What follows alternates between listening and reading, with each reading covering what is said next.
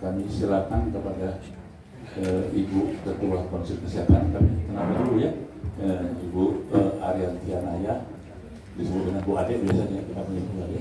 Yang kedua itu Ibu Sekretaris Konsil ya, konsil kita yaitu Bu Aini ya.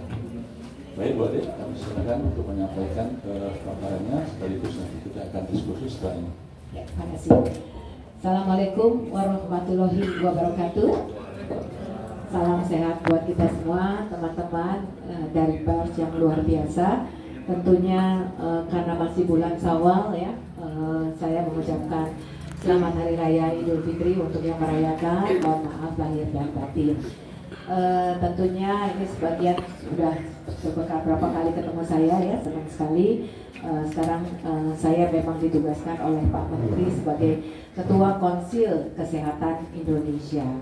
Nah Bapak Ibu, seperti tadi Pak Jubir, Pak Sahrir sampaikan bahwa memang sekarang dengan adanya Undang-Undang 17 tahun 2023, kemudian PP 28 keluar, maka ada perubahan dengan konsil.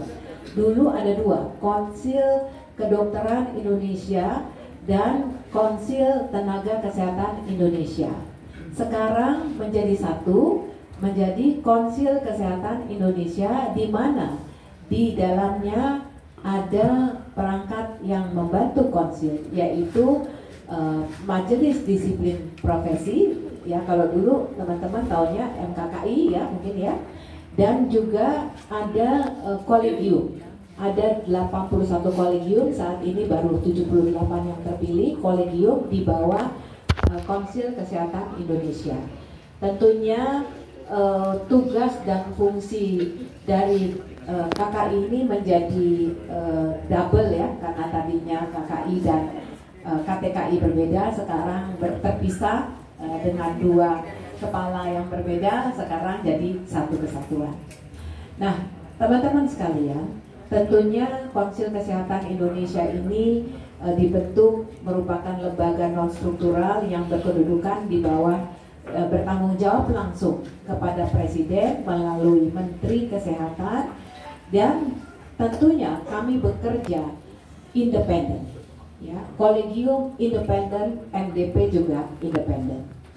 Tugas dari konsil ini teman-teman adalah melakukan peningkatan mutu, kemudian menjaga kompetensi dan juga keprofesian dari seluruh tenaga medis dan tenaga kesehatan yang ada di Indonesia. Kalau kita lihat ada totalnya ada lebih dari 2.000, totalnya berapa? 2.214.383 orang tenaga medis dan tenaga kesehatan yang saat ini STR-nya aktif gitu ya. Nah ini tentunya menjadi tugas kami di samping tenaga medis, calon-calon yang akan nantinya menjadi tenaga medis dan tenaga kesehatan. Nah teman-teman sekalian, tentunya ada wewenang yang kami emban sebagai Konsil Kesehatan Indonesia, yaitu kami memiliki tugas, tadi sudah saya sampaikan, untuk menjaga kompetensi, menjamin mutu, dan juga profesi dari tenaga medis dan tenaga kesehatan pada saat mereka melaksanakan pelayanan kesehatan. Di samping itu, tugas kami tentunya memberikan surat tanda registrasi kepada tenaga medis dan tenaga kesehatan yang sudah dianggap kompeten untuk bisa melaksanakan pelayanan kepada masyarakat.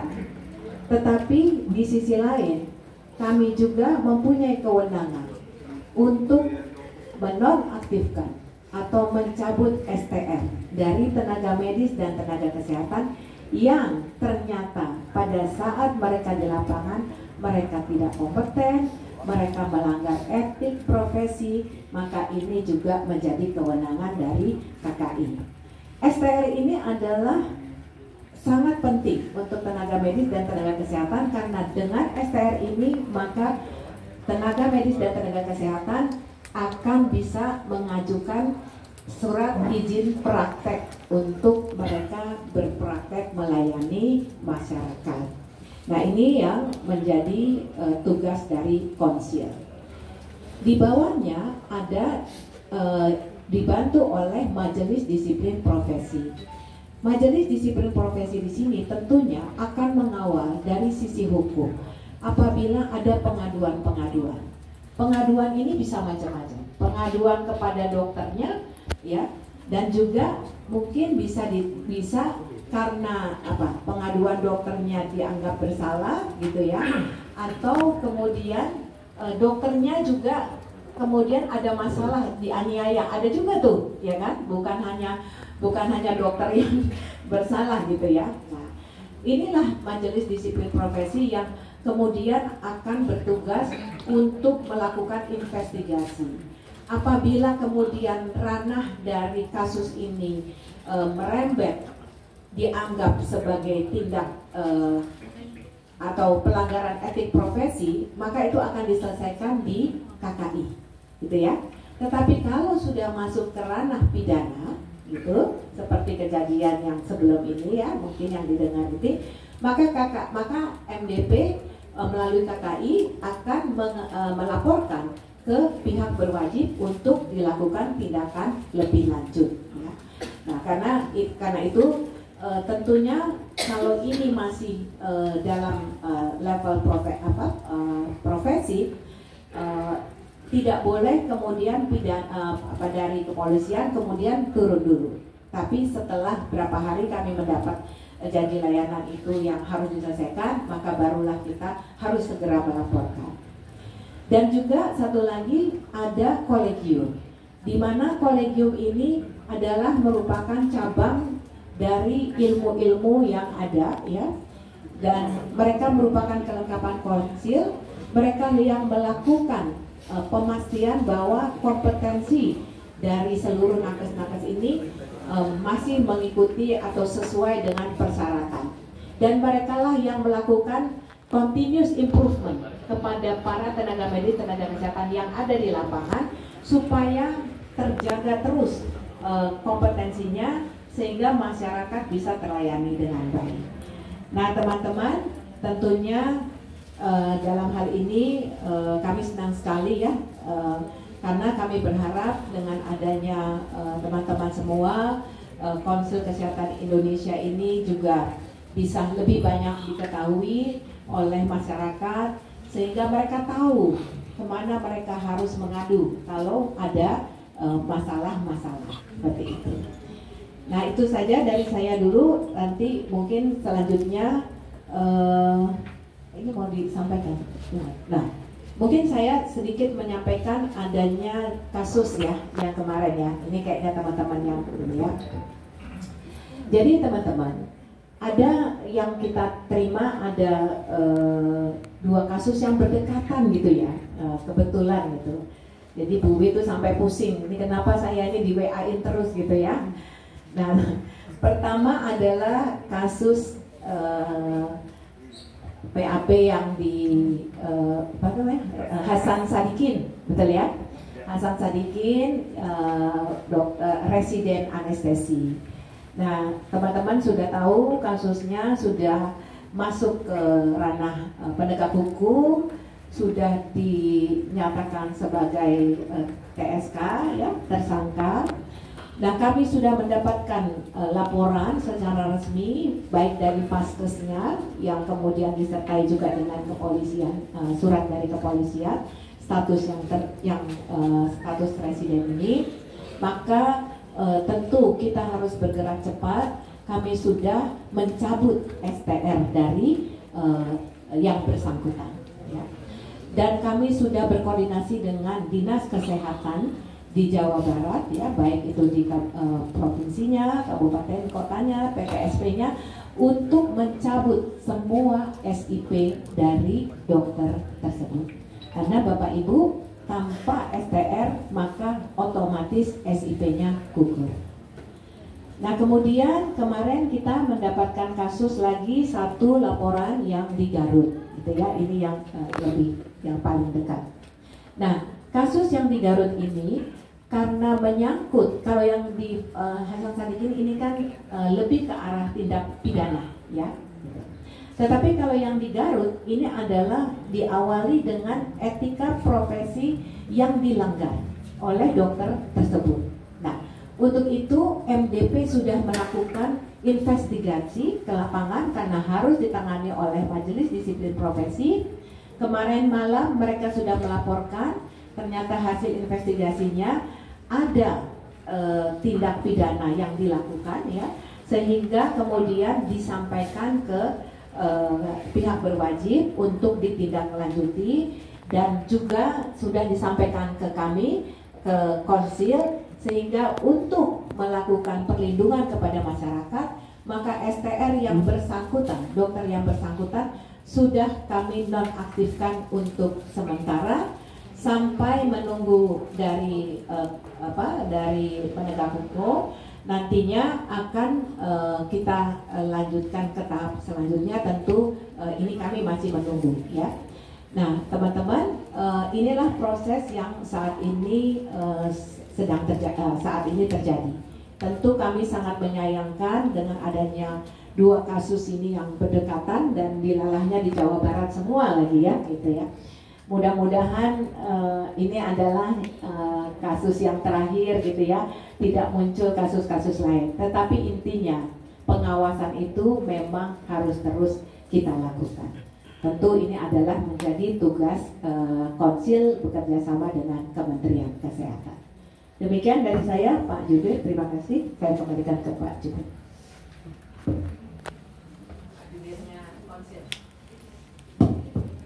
Terima kasih Bu Ade. Jadi teman-teman semua, jadi ada dua materi ya tentang KKI, di mana KKI ini adalah yang mengeluarkan STR, tapi sebelumnya adalah yang mengeluarkan juga sertifikat kompetensi melalui kolegiumnya ya. Jadi orang-orang mau ada praktek spesialis, mau praktek dokter gigi, semuanya diuji kompetensi, dan inilah yang diajukan untuk membuat perizinan SIP namanya, SIP. Kemudian juga melalui KKI juga dilakukan pengisian kecukupan kredit satuan profesi Bu ya, yang nanti digunakan untuk kelengkapan dalam SIP itu. Ya, nah teman-teman semua, yang kedua tadi kasus sudah disampaikan. Nah silakan mungkin ada waktu untuk kita berdiskusi, jangan melebar-lebar, dari fokus kedua hal tadi. Mudah-mudahan apa yang disampaikan oleh Bu Ade sebagai Ketua KKI dapat disampaikan ke masyarakat dan menjadi pemahaman secara keseluruhan. Jadi kalau ada kasus, pokoknya masyarakat mendengar apa boleh melaporkan ke kita yang berkaitan dengan etika profesi tenaga medis maupun tenaga kesehatan, dan akan kita proses. Silakan. Tolong mainkan Pak Bucoro. Ya, selamat. Kan nama dan dari media mana? Ya, terima kasih. Izin saya Nabila dari Detikcom. Ada dua pertanyaan Bu Ade. Mungkin yang pertama, dengan maraknya beberapa kasus laporan kekerasan seksual ini, apakah nantinya akan ada pertambahan persyaratan untuk mendapatkan surat tanda registrasi begitu sebelum akhirnya melanjutkan juga untuk mendapatkan SIP? Nah, yang kedua, sekarang kan STR berlaku seumur hidup. Nah, dengan adanya temuan kasus kekerasan seksual, apakah akan ada pengkajian ulang untuk STR ini tidak lagi berlaku seumur hidup, tapi dipersyaratkan 5 tahun sekali atau mungkin 2 tahun sekali, tergantung dari hasil evaluasi etik beberapa dokter begitu ya. Nah, ini bagaimana? Nah, kalau mungkin hari ini ada dari pihak kolegium tidak ya Pak?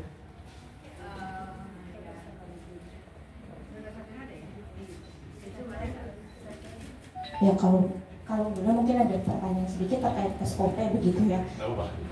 Ya, ini kan SOP-nya antara PPDS dan RS kemarin disinggung berbeda begitu, dan menjadi celah untuk akhirnya SOP di PPDS maupun RS itu terkesan berbeda. Jadi ada penggunaan obat bius yang akhirnya itu tidak terpantau dengan baik begitu, jadi dipakai dengan quote unquote bebas begitu ya oleh dokter-dokter. Nah, ini bagaimana? Terima kasih.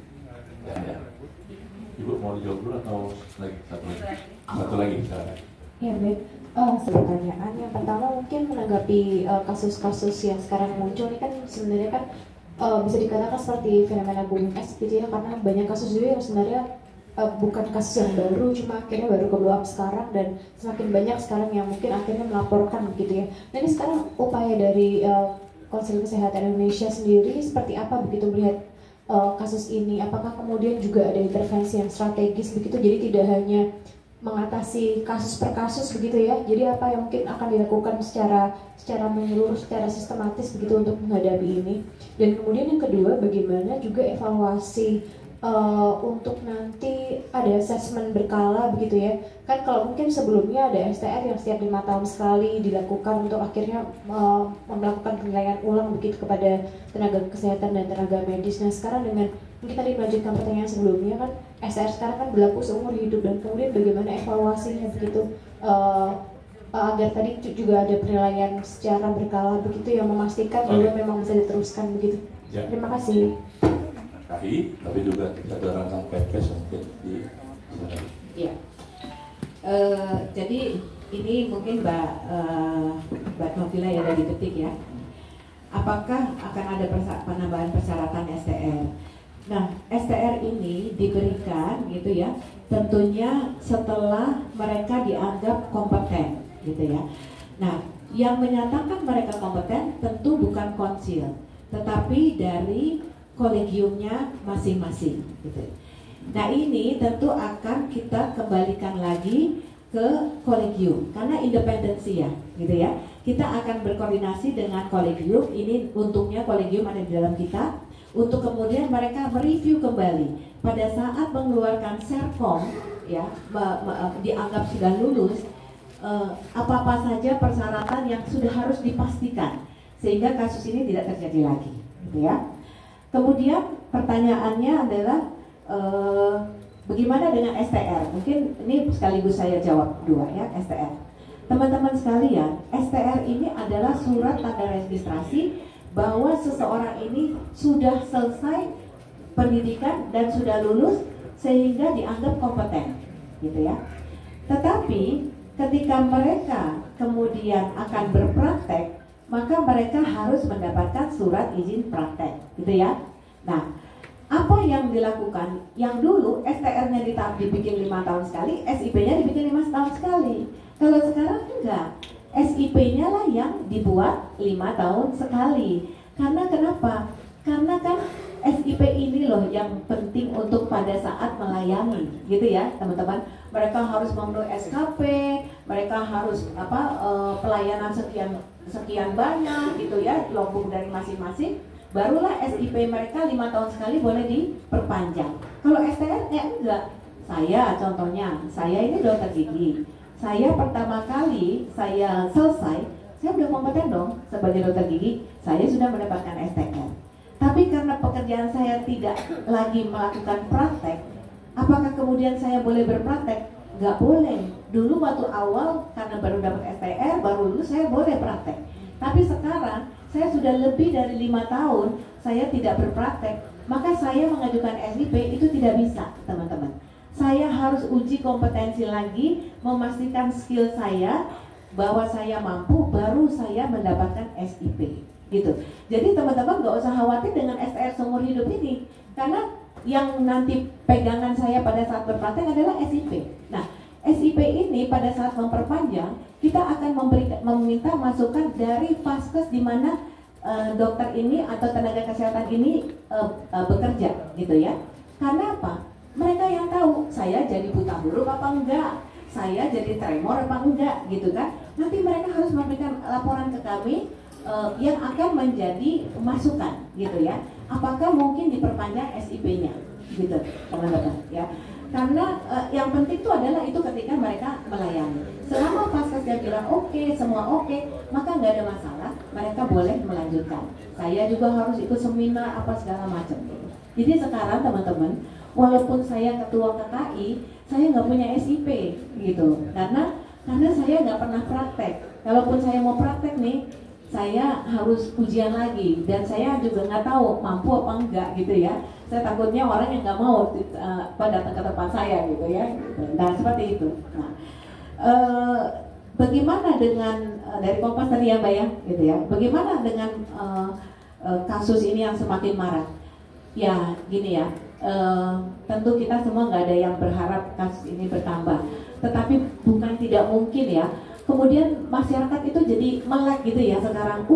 Saya berarti saya bisa nih, dokter saya nih kemarin tuh begini gitu ya. Nah mereka tuh mungkin saja mereka jadi sekarang tahu melaporkan.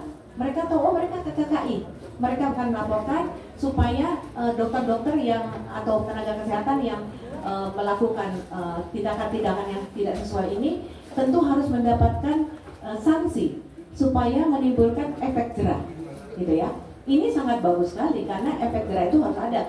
Dokter ini atau tenaga kesehatan dan tenaga medis bukan dewa yang tidak boleh diutak-atik, gitu ya. Nah, tetapi kita juga harus melindungi mereka, gitu ya teman-teman ya. Karena banyak juga yang mereka sebenarnya juga dizolimi, gitu ya. Dilaporkan, gini ya. Saya contohin teman-teman. Kalau ada pasien datang ke rumah sakit karena ada masalah gitu, apakah pasien itu pasti sembuh? Enggak ya, bisa saja dia meninggal karena kondisinya, betul ya? Nah, apakah kalau pasien meninggal itu yang disalahkan tenaga medis dan tenaga kesehatannya? Enggak dong, betul ya? Nah, kalau kemudian pasiennya tidak terima, maka dia akan melaporkan ke kita, MDP itu akan mengecek apakah dokter ini sudah melakukan tahapan SOP dengan benar. Kalau tahapan SOP-nya sudah benar dilakukan, maka dokter ini terlepas dari sanksi atau kesalahan pelanggaran etik profesi, gitu ya.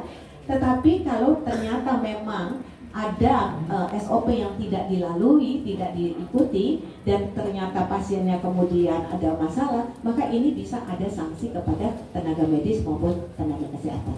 Nah, saya berharap mudah-mudahan tidak ada lagi kasus-kasus ini, tetapi kalau ada tentu kita harus melakukan tindakan tegas. Seperti itu. Ya, terima kasih. Nah, ada SOP PPDS, siapa tuh? Dokter Ivan bisa dilihat nggak? Bisa disuruh nggak? Zoom-nya masuk nggak? Halo?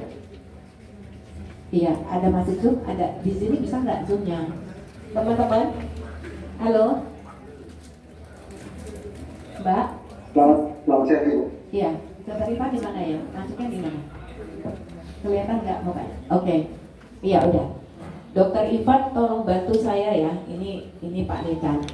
Ada pertanyaan tadi teman ya, dari Detikcom itu, bagaimana kasus PPDS ini di mana ada SOP yang berbeda antara rumah sakit dan antara institusi pendidikan yang mereka terima. Gitu ya Mbak tadi ya ceritanya ya. Nah, ini bagus Mbak, karena Dokter Ivan ini juga dekan IPB, jadi beliau bisa jawab dua-duanya. Tolong Dokter Ivan. Baik, terima kasih Bu Ade, teman-teman semua. Jadi untuk menyambung pertanyaan dari teman-teman wartawan, pertama mungkin kalau kita bicara tentang SOP itu, ini adalah suatu standar dan memang kolegium adalah merupakan suatu institusi yang membuat suatu standar kompetensi yang kita rangkum dari tentu standar yang kita sepakati di antara profesi, dan ini merupakan suatu standar yang kita terapkan bersama-sama dengan institusi pendidikan, di mana dalam proses pendidikan spesialis khususnya dalam hal ini kita memang mempunyai suatu kesepakatan tentang proses di mana penempatan dari spesialis yang ada di rumah sakit pendidikan itu adalah bagian perluan lingkup SOP, di mana SOP ini tentu di setiap institusi pendidikan yang mempunyai karakteristik masing-masing itu akan mempunyai standar sendiri. Tetapi tentu kita mempunyai standar minimal yang mana ini adalah merupakan suatu tugas dari kolegium untuk memastikan bahwa kompetensi itu terstandar di seluruh Indonesia. Nah, kalau kita berbicara tentang bagaimana institusi pendidikan itu membuat suatu SOP dan sinkronisasi dengan materi pendidikan, memang ini adalah suatu komunikasi antara bagaimana rumah sakit pendidikan itu diakreditasi sebagai satu bagian dari proses pendidikan. Dan di sini memang Fakultas Kedokteran, khususnya pelayanan pendidikan dari kita itu mempunyai suatu arrangement bersama dengan rumah sakit pendidikan untuk bisa kita sepakati apa bentuk SOP yang akan dikeluarkan. Dan pada dasarnya yang dilakukan tadi adalah kita mempunyai proses implementasi yang kita lakukan bersama dalam proses akreditasi, dan itu adalah satu bagian dari proses yang memang proses rutin. Jadi mudah-mudahan bisa dijawab bahwa memang kita harus mempunyai suatu standar SOP yang sama, dan biasanya memang itu adalah yang kita evaluasi secara pengembangan secara rutin. Kurang lebih itu ya, terima kasih. Jadi seharusnya Pak Ibu ya. Ini kita di sini juga di yang Zoom gabung ada Dr. Ivan sebagai ketua kolegium Objin ya, yang menyangkut Objin kemarin, dan ada Dr. Reza ketua kolegium anestesi. Jadi teman-teman juga bisa ya. Ya silakan. Ya, jadi masalah namanya SOP ya. Harusnya SOP itu sama ya. Karena kolegium Objin itu membuat standar operasi prosedur yang sama seluruh Indonesia. Kemudian pendidikan anestesi juga harus sama, karena produknya akan sama. Nah itu nanti kita akan coba evaluasi bedanya di mana, gitu ya. Baik, saya kira untuk STR seumur hidup sudah final, Pak ya. Ini merupakan perubahan yang sudah kita lakukan selama ini, gitu ya. Ini ada Dr. Reza karena beliau ini juga di RSHS. Beliau juga ketua kolegium anestesi. Dr. Reza, ini ada pertanyaan kenapa katanya SOP PPDS ini berbeda antara di institusi pendidikannya dengan di RSAS. Nah kan karena kejadiannya di anestesi dan di RSAS gitu. Nah bisa ditambah lagi keterangan Dr. Ivan. Monggo Dr. Reza. Terima kasih Ibu Ketua. Assalamualaikum warahmatullahi wabarakatuh. Ini kepada Bu Ketua dan juga pada seluruh jajarannya dan juga kepada para wartawan gitu ya. Jadi gini, jadi yang namanya SOP, pendidikan itu adalah SOP yang tidak ada berhubungan maksudnya dengan kegiatan di rumah sakit. Ketika kita di rumah sakit, kita akan menggunakan SOP-nya SOP rumah sakit. Jadi tidak ada tuh SOP yang berbeda, itu tidak mungkin ada. Contohnya gini, kalau misalnya kayak gini, pengambilan obat lah. Nah, pengambilan obat itu yang menentukan SOP-nya adalah rumah sakit, bukan SOP pendidikan. Gitu. Jadi pendidikan itu ada penjalanan kurikulum. Dia harus bagaimana, contohnya gini, ketika dia melakukan tindakan anestesi, apa saja yang harus dilakukan. Nah, itu SOP pendidikannya seperti itu. Nah, tapi ketika masuk ke dalam rumah sakit, itu untuk SOP melakukan suatu kegiatan itu pasti sama, tidak mungkin berbeda. Nah, hanya ada aturan-aturan rumah sakit itu ketika kita berada di RSAS, dia di rumah sakit pasti SOP-nya SOP RSAS dipakai. Jadi saya rasa untuk perbedaan SOP itu yang bertolak belakang saya rasa nggak mungkin ada, nggak ada ya. Bisa diperlihatkan kalau memang ada. Hanya SOP pendidikan itu memang berjenjang. Jadi ini dia sebagai levelnya level pertama lah baru masuk. Tugas dia sebagai observer aja. Apa yang harus dilakukan observer adalah begini. Nah ketika dia naik level supervisor, apa yang dilakukan supervisor pasti lebih tinggi. Nah itu ada SOP-nya yang berbeda. Nah ketika melaksanakan di rumah sakit itu ada SOP-nya. SOP rumah sakit adalah untuk melakukan tindakan anestesi yang harus disiapkan adalah persiapan obatnya, persiapan alatnya, semuanya itu tuh ada. Dan yang dilakukan adalah ini yang harus dilakukan. Nah seperti itu. Jadi prinsipnya SOP itu ketika kita berada di rumah sakit pasti kita menggunakan SOP tempat pendidikan itu berada. Sebagai contoh lagi, ketika yang bersangkutan berada di lagi stase misalnya, stase di rumah sakit di Jaring, SOP yang kita gunakan tidak mungkin SOP RSHS, SOP di rumah sakit di Jaring itu. Nah kayak gitu, jadi kan setiap tempat pasti kan SOP-nya kan akan ada berbeda untuk yang tidak terlalu tidak terlalu dasar ya gitu. Ya seperti itu ya Ibu Ketua.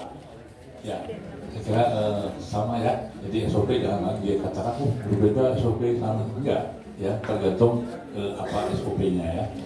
Baik, nanti ada lagi yang mau ditanyakan, ya silakan Pak.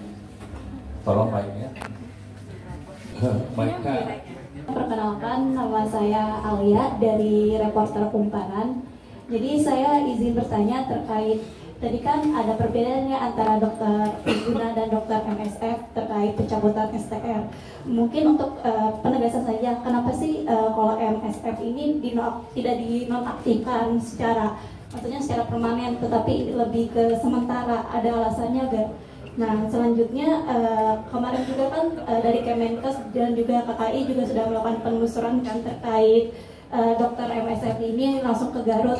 Dan di sini korban bilang bahwa korban itu takut melapor. Apakah ada intimidasi dari pihak pelaku terhadap korban atau bagaimana temuannya? Begitu, terima kasih.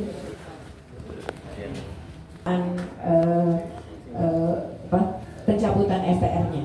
Kalau yang kasus dari MRF ini kan memang dicabut, langsung dicabut STR-nya. Yang PAP ini langsung dicabut karena mereka langsung sudah karena langsung ditangani oleh pihak berwajib ya, karena kasusnya adalah pidana jelas gitu ya di situ, dan juga kami sudah mendapat laporan dari pihak berwajib bahwa yang bersangkutan sudah masuk sebagai TSK, sehingga ini sudah harus kita cabut. Nah, kalau yang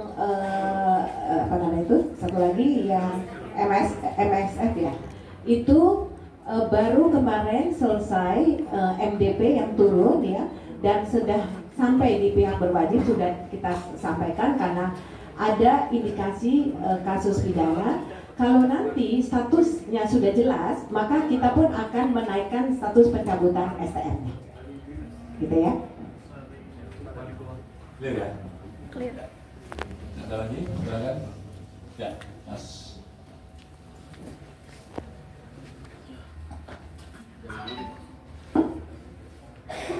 Ya, perkenalkan saya Marza dari Detikom 20 detik. Dan untuk pertanyaan saya adalah tadi Bu Arianti sempat bilang ada untuk masyarakat bisa mengadu ke KHI ya.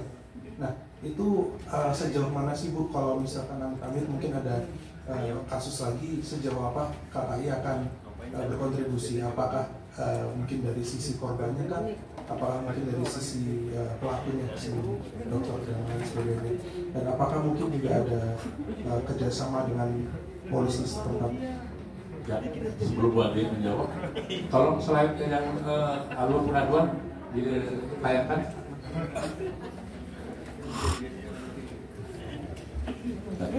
Tanyakan dulu yang alur tadi. Oke, Bu Ade, silakan. Setelah itu mungkin Pak Sudoyo akan menambahnya. Ya, jadi memang nanti saya ditambahkan sama Pak Ketua Majelis Disiplin Profesi ya, teman-teman sekalian. Memang ada mekanisme pengaduan pelanggaran disiplin NAMED dan Nakes. Siapa yang bisa melakukan pengaduan ini ada pasiennya atau keluarga pasien, gitu ya. Jadi bukan tiba-tiba rangka terus kemudian menyampaikan gitu. Ini harus pasien dan keluarga pasien. Nah, setelah itu tentu MDP akan melakukan investigasi terhadap aduan tersebut, gitu ya. Aduan ini kan tentunya biasanya kepada tenaga medis dan tenaga kesehatannya. Nah, Bapak Ibu, teman-teman sekalian, tadi dari Kemendetikkom, ini yang kami juga ingin menyampaikan kepada masyarakat, jangan takut untuk melaporkan, gitu ya, karena ada saluran sebenarnya. Sebenarnya KKI dan KTK udah lama gitu, tapi mungkin belum tersosialisasi dengan baik gitu. Nah, di sini ada Pak Ketua MDP, mungkin Pak Sudoyo bisa menambahkan. Pak Sudoyo. Jadi Pak Sudoyo ini Ketua Majelis Disiplin Profesi ya. Ada nggak ya beliau? Coba dikontak ada? Atau sambil menunggu cukup jelas ya? Cukup ya? Oke, cukup ya. Bisa melapor. Jadi ada ininya ya, ada SOP-nya, ada mekanismenya. Oke, monggo silakan. Dari Kompas masih belum puas. Terpancing lagi untuk bertanya Bu soal SOP sebenarnya Bu.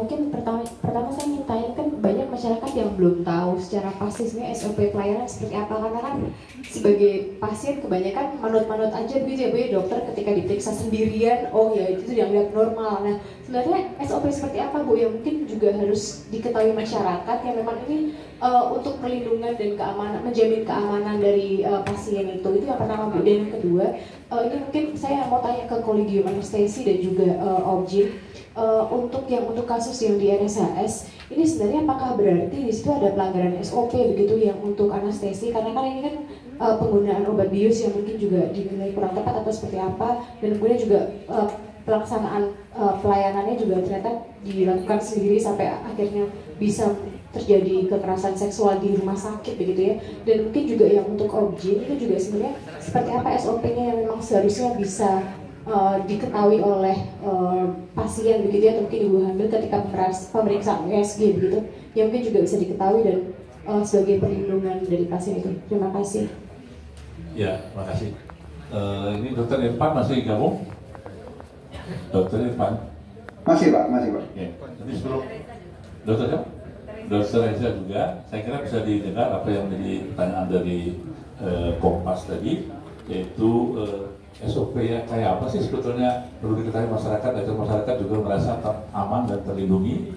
Yang kedua yang di kasus di Hasan Sadikin, apakah ada memang terbukti pelanggaran disiplin atau SOP yang dilakukan oleh BPDS tersebut. Silakan Dokter Irfan dulu atau Dokter Reza dulu boleh. Boleh dari saya Pak. Oke, silakan Dokter Irfan. Ya, terima kasih. Baik Bu, jadi pertama yang harus ditekankan adalah pemeriksaan yang melibatkan khususnya untuk pemeriksaan hal sensitif. Dalam hal ini dokter Objin itu akan selalu beririsan dekat dengan itu Bu, sangat memerlukan perhatian yang sangat mendasar tentang bagaimana proses pemeriksaan yang melibatkan chaperone, di mana chaperone ini adalah merupakan suatu pendamping yang, apalagi kalau kita berbicara pemeriksaan pada area yang spesifik atau sensitif, tentu itu sangat memerlukan kepatuhan terhadap bagaimana seorang pemberi layanan, baik itu sama maupun berlawanan jenis, harus ada yang mendampingi, dan itu adalah merupakan suatu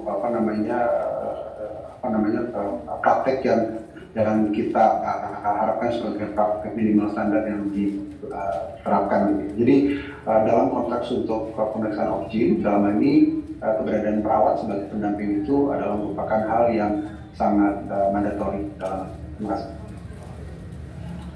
Ya, itu dari Dokter Irfan, mungkin kasus yang di Objin ya, yang di Garut, di supaya aman. Kalau sebetulnya secara dilihat prakteknya, memang kita harus ada pendamping, bisa merawat dan sebagainya. Itu kalau dalam praktek. Tapi kalau dalam moka juga harus ada yang melihat. Nah itu SOP yang dilakukan. Nah, tapi kalau ada dokter sendiri itu yang tidak boleh digunakan. Dokter Reza, kalau anestesi dok, yang tadi ditanyakan, ya obat tadi apakah ada pelanggaran SOP dalam obat di luar etik ya saya kira ya. Silakan dok. Terima kasih Pak. Jadi untuk jelas untuk SOP terutama obat-obat opioid atau obat-obat narkotik itu jelas sekali di SOP di rumah sakit bahwa yang bisa mengambil itu adalah dokter yang tanda petik yang sudah yang BPJP dokter penanggung jawab pasien itu ya, dokter penanggung jawab pasien yang bisa mengambil obat. Nah kemudian setelah selesai sisa dari obat itu harus dikembalikan kepada depo farmasi di semuanya, terutama untuk obat narkotik gitu. Nah ini mungkin ada pelanggaran SOP yang dilakukan sehingga kita bersangkutan bisa mendapatkan tersebut. Walaupun saya kalau ini obatnya dapatnya dari mana, bisa aja nggak dari RSHS gitu kan. Nah itu tadi bahwa pengambilan kan yang bersangkutan kosnya segala macam mengambil itu ada petugasnya. Sebenarnya ada petugas yang berkewajiban menjalankan hal tersebut. Mungkin karena yang bersangkutan itu ya itu yang melakukan itu kan melakukan hal pengambilan sampel itu harusnya tidak dilakukan oleh dokter gitu ya. Mungkin kan jadi yang bersangkutan jelas ya kalau saya lihat sih ya tidak melakukan hal yang bukan seharusnya dilakukan. Jadi pengambilan obat bius itu udah jelas SOP-nya bahwa harusnya diambil oleh dokter penanggung pasien. Kalau kita tidak tahu didapatnya dari mana nih obat bius ini gitu kan. Kalau misalnya memang dapatnya dari rumah sakit Rasata Dikin, jelas itu terjadi pelanggaran SOP gitu. Ya, karena dilakukan bukan seperti itu, Pak. Oke, terima kasih. Sebelumnya mungkin akan mempertajam dengan Dr. Ivan. Dr. Ivan, ini kayaknya yang tanya ini kan wartawan perempuan juga ini, Pak. Ini katanya dengan perobjingan, Pak. Perobjingan. Jadi kalau sesama laki, kalau sesama perempuan mungkin tidak begitu ya. Ini dari Rumah Sakit Pendidikan Pak Ivan. Kira-kira SOP yang perlu diketahui oleh masyarakat agar apabila satu tindakan itu masyarakat lebih paham itu. Enggak, mungkin tadi ada pertanyaannya, mungkin kalau saya nggak salah ya, gimana pasien itu bisa tahu SOP-nya dari satu rumah sakit gitu, misalnya diperiksa oleh dokter Ivan, SOP-nya apa gitu, sehingga ketika mereka dilakukan itu mereka tahu oh ini udah sesuai SOP gitu. Itu sih pertanyaannya ya, gitu ya teman-teman ya tadi ya. Nah mungkin karena ini menyangkut yang paling sensitif ya objin ya gitu ya. Monggo dokter Ivan. Baik, mungkin saya menjawab secara proporsional dari posisi saya sebagai ketua kolegium objin ya Pak. Jadi dalam hal ini kita mengetahui bahwa tidak semua dokter objin itu perempuan, dan tentu pemeriksaan antara laki dengan perempuan atau perempuan dengan perempuan itu sebenarnya prinsipnya sama, bahwa kita ingin menjaga marwah dari proses pemeriksaan. Dan dalam hal ini pentingnya kita untuk mengetahui bahwa pemeriksaan pada area yang sensitif apapun bentuknya, baik itu yang pemeriksaan yang hanya membutuhkan pemeriksaan fisik secara luar atau barangkali pemeriksaan dalam, itu harus didampingi oleh pendamping yang dalam hal ini bisa memprotek dari pasiennya maupun juga dari tenaga kesehatan ya, baik dokter maupun juga perawat. Ini berlaku secara umumnya dalam merupakan suatu praktis yang tidak hanya berlaku pada dokter objin, khususnya dokter objin, karena tentu kita sangat beririsan yang saya katakan tadi dengan pemeriksaan yang tentu melibatkan pemeriksaan ke daerah yang sangat sensitif. Tentu ini sangat memerlukan pengertian, kepatuhan, dan juga tentu dalam hal ini compliance yang sangat harus diterapkan setiap kali kita melakukan hubungan pemeriksaan pada dokter dengan atau tenaga kesehatan dan pasien. Jadi secara SOP itu tentu SOP rumah sakit ini adalah suatu SOP yang standar yang tentu dari kacamata untuk pemeriksaan kedokteran ini kami ingin memastikan sekali lagi bahwa pemeriksaan secara umum dan juga khususnya pemeriksaan sensitif harus didampingi oleh chaperone, dan dalam hal ini yang biasa dalam pelayanan klinis didampingi oleh perawat.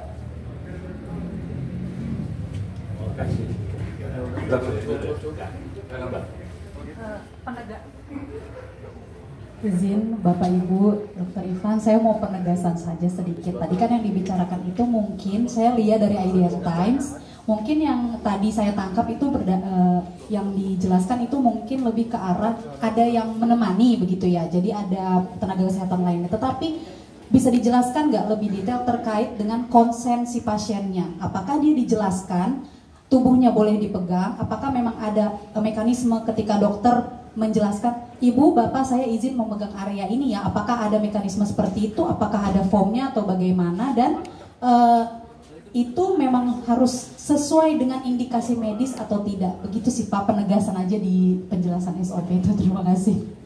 Baik, kembali saya tegaskan sekali lagi ya, bahwa kita dalam melakukan pemeriksaan pertama adalah kita mempunyai hubungan antara dokter dengan pasien yang terbina berdasarkan hubungan kepercayaan. Tetapi kepercayaan itu terjemahkan dalam bentuk macam-macam. Pertama adalah bentuk kepercayaan yang sifatnya verbal. Dalam hal ini kita menyerahkan informasi medis kita ke dokter bahwa itu kan adalah informasi yang sangat tentu personal, dan ini adalah suatu hal yang tentu kita sadari ada yang mau dibuka, ada yang nggak dibuka, tapi kepercayaan itu yang sangat diperlukan untuk kita bisa mengolah data medis gitu ya.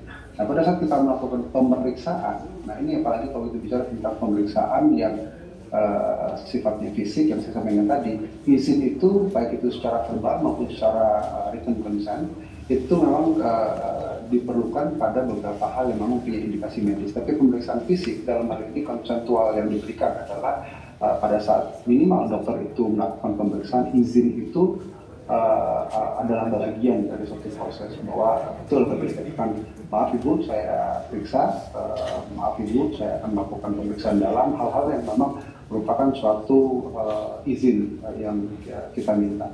Apakah semua informed consent itu diberikan pada pemeriksaan yang sifatnya kita lakukan pembagian pemeriksaan itu adalah sesuatu yang tentu kita lihat, terutama kalau kita melakukan pemeriksaan, apalagi kalau kita sifatnya invasif, itu sudah pasti kita harus mempunyai informed consent secara tertulis dalam hal ini. Jadi mungkin ada yang mungkin kita perlu bertegas sekali lagi bahwa konsensual dari pemeriksaan itu harus dibina dari kepercayaan yang dibangun dari dokter dan juga pasien dalam hal.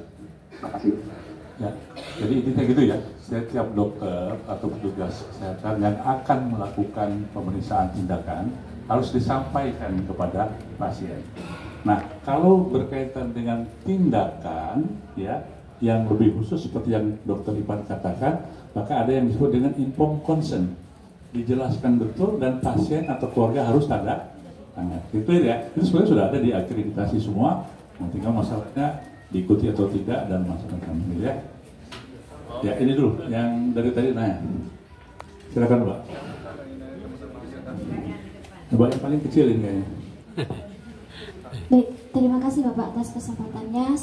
Baik, yang ingin saya tanyakan Bapak terkait dengan soal tes kesehatan mental, tes kesehatan kejiwaan. Sebelumnya kan dari kepolisian mengungkap kalau ada dugaan kalau dokter yang PPDS itu memiliki gangguan kesehatan kejiwaan begitu. Nah, setelah saya beberapa kali konfirmasi ke Kemenkes, kemudian ke PPDS dan juga ke kolegium, itu katanya tidak ada tes kesehatan kejiwaan gitu, dan itu hanya dilakukan di awal pendaftaran PPDS saja begitu. Nah, kalau dari dokter profesional sendiri, apakah ada begitu tes kesehatan kejiwaan di luar tes kompetensi begitu? Terus soal MPPI kan itu, nah itu yang melaksanakan siapa dan yang mengeluarkan hasil MPPI itu siapa?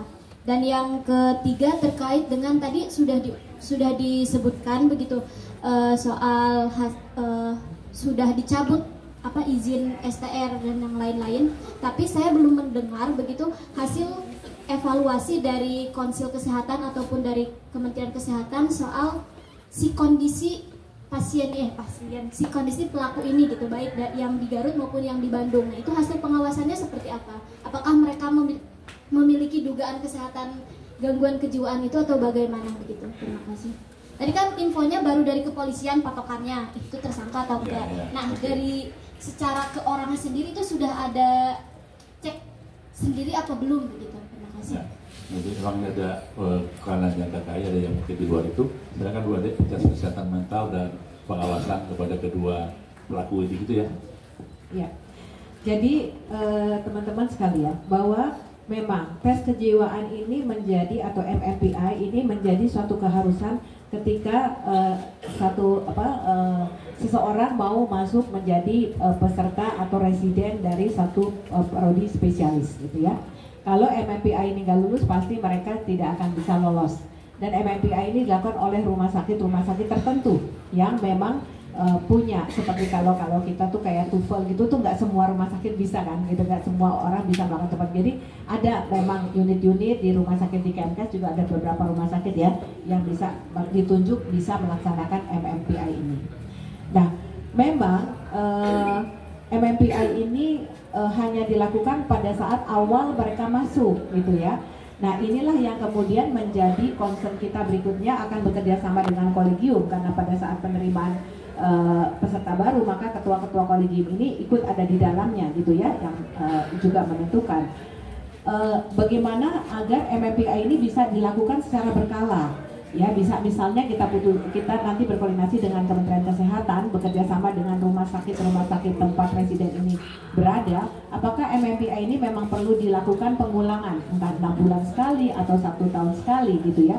Karena bisa saja hari ini dia sehat, tetapi mungkin karena depresi keluarga, karena beban ternyata dia sekolah ternyata berat gitu ya, tapi dia malu mau keluar, mau apa gitu ya, takut DO. Ini pun juga bisa mengganggu gangguan jiwa. Padahal residen ini 90% lebih waktunya itu ada di rumah sakit, seperti tadi Dokter Reza sampaikan. Maka SOP-nya harus mengikuti SOP rumah sakit.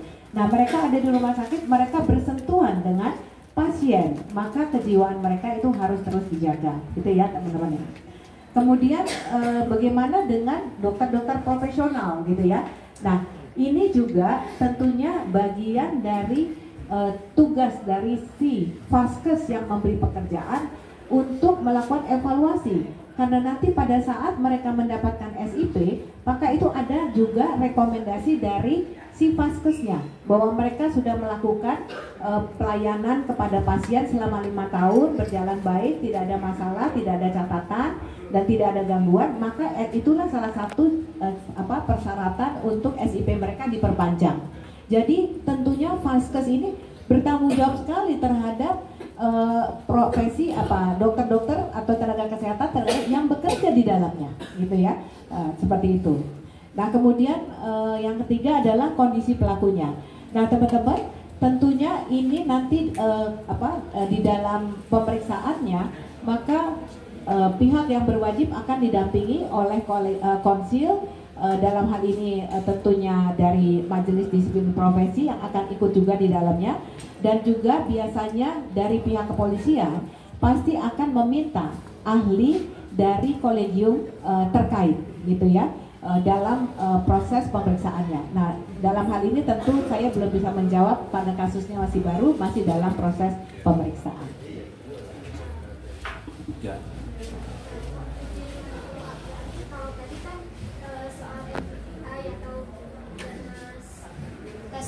Kondisi kejiwaan dari dokter spesialis atau dokter profesional ini kan menjadi tanggung jawab dari Vaskes atau rumah sakit tempat dia praktek.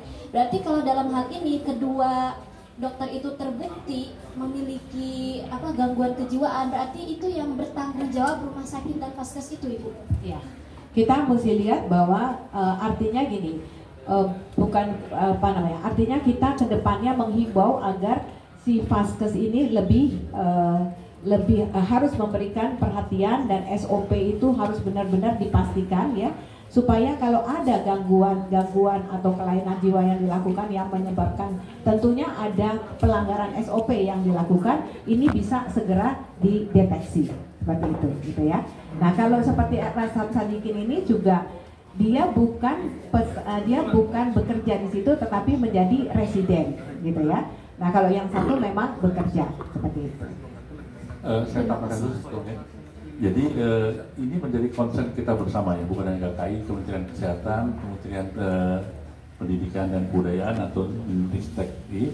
Jadi PPDS terutama itu kan di bawah dari Fakultas Kedokteran, berarti dia bukan di bawah Kementerian Kesehatan, tapi dia berpraktek di rumah sakit Kementerian Kesehatan.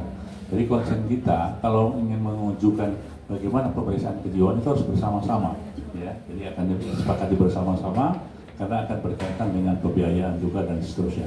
Sehingga ada kesepakatan kita di awal, di tengah, ya, dan sebelum lulus kita lakukan ini. Saya kira gitu ya. Oke. Oke, satu lagi dari Detikcom lagi. Tadi mungkin tambahan sedikit untuk Dokter Ivan terkait pendampingan, dari SOP itu adanya pendampingan, adanya juga konsen ya. Tapi boleh dijelaskan nggak teknis pemeriksaan USG untuk janin itu, apakah memang harus sampai di atas pusar begitu, atau memang tidak perlu menggunakan 2 tangan? Nah, teknis-teknis yang seperti ini mungkin bisa menjadi edukasi masyarakat, karena beberapa orang awam kalau terkait konsen saja hanya mengikuti dan percaya pada dokter karena mereka hanya awam begitu. Nah yang kedua mungkin untuk dokter Ade, kan ini kasus yang terbaru ada yang di Malang dok. Nah itu apakah sudah ada penelusuran lebih lanjut, apakah ada juga kemungkinan untuk penangguhan STR dokternya? Terima kasih. Nah ini agak teknis banget ya, ngomong ketemu gitu ya, biar pemahaman kita bersama. Kalau ini agak debatable berarti kan ya, ada yang boleh dan tidak. Silakan Dr. Ivan, ini menarik pertanyaannya, tapi mungkin secara general aja Pak ya, silakan Pak. Baik, terima kasih. Jadi saya berusaha untuk memberikan gambaran bahwa pemeriksaan obstetrik ginekologi itu ada tentu pemeriksaan kehamilan dan pemeriksaan kandungan.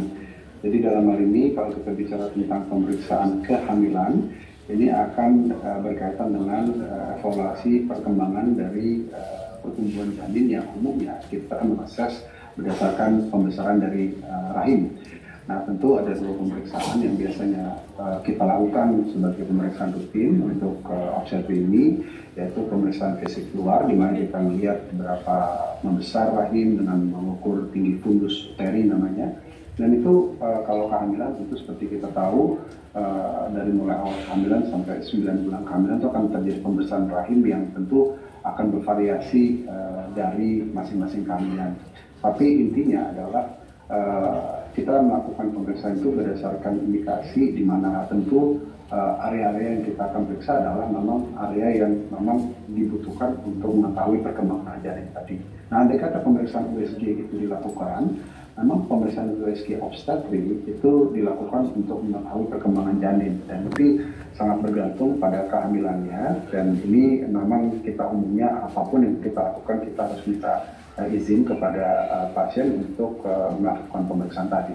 Nah ini yang mungkin dibedakan dengan pemeriksaan kandungan yang umumnya kalau kita melihat pada kondisi kandungan non kehamilan yang memerlukan pemeriksaan dalam, apalagi itu adalah suatu pemeriksaan yang sangat penting sekali untuk minta izin kepada pasien dan juga keberadaan pendamping dalam hal ini. Jadi kurang lebih begitu, Mas. Ya. Berikutnya, terima kasih Dr. Ivan. Selanjutnya yang kasus Malang ya. Ini susah kalau bicara sama pers. Kita belum nyampe, teman-teman udah, jadi saya terpaksa mencari gitu kan. Jadi intinya teman-teman, kami tentunya KKI akan melakukan SOP terhadap semua laporan, termasuk yang di Malang ini tentu akan kita proses, kita akan lihat gitu ya sejauh mana. Kemudian MDP tentu di dalam hal ini juga akan kita libatkan ya, dan juga kolegium. Ini kelihatannya kasus OJIN juga ya gitu ya. Seperti itu ya teman-teman. Jadi nanti tentu akan kita proses, kita harus transparan lah supaya kredibilitas KKI ini bisa dipercaya oleh masyarakat gitu ya. Terima kasih. Oke Bu. Ya, terima kasih. Dari Kompas Detikom ya, supaya kita tidak mengambang dan ini clear. Jadi di dalam pelayanan kesehatan ini ada yang disebut dengan hak dan kewajiban pasien ya. Itu kan sering ditempel di rumah sakit itu ya. Nah intinya begini saja. Jadi semua masyarakat, pasien yang akan menerima layanan atau tindakan dari dokter itu mempunyai hak untuk menerima penjelasan, informasi, ya kan? Jadi dia akan jelaskan. Nah kalau sudah yang dijelaskan itu tidak lagi sesuai dengan apa yang dilakukan, kita berhak untuk menolak. Itu ya. Jadi harus ada concern dan dibatasi di situ saja yang dia lakukan. Jangan mereka kemana-mana gitu ya. Kecuali dia dijelaskan sejak awal. Ya. Oke, sudah? Sudah. Oke. Terima kasih ya. Terima kasih semuanya. Mudah-mudahan bermanfaat bagi kita ya.